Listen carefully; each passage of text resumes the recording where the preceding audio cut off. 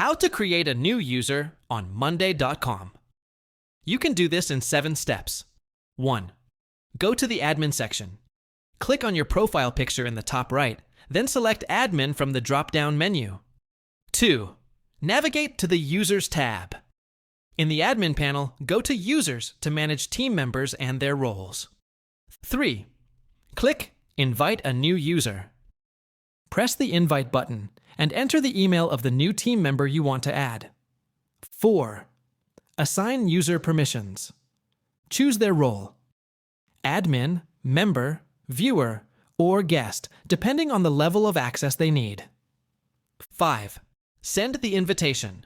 Click Send Invite, and the user will receive an email to join your Monday.com workspace. 6. Guide the new user on setup.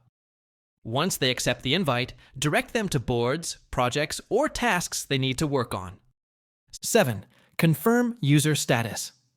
Check the Users tab to see if they successfully joined, and adjust permissions if necessary.